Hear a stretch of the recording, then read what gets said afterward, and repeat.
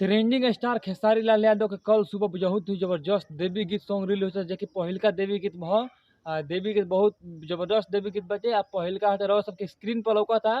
देखिए गाना का टाइटल बचे फूल अड़हुल। गाना का टाइटल बा फूल अड़हुल। और गाना के लिखल बने अखिलेश कश्यप और मनु साहू मिल के। और संगीत दिल बने VR वर्मा जी।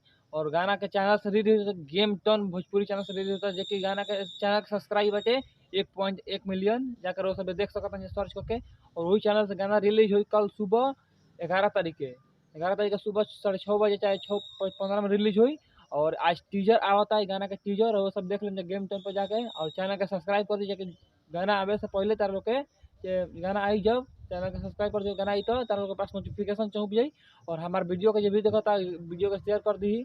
और चैनल का हमारे सब्सक्राइब कर दी कि जब भी हम भी वीडियो डाला पूरा नोटिफिकेशन अपडेट लाइन तो हम तार लोग के पास वीडियो डाल तो नोटिफिकेशन पहुँचे।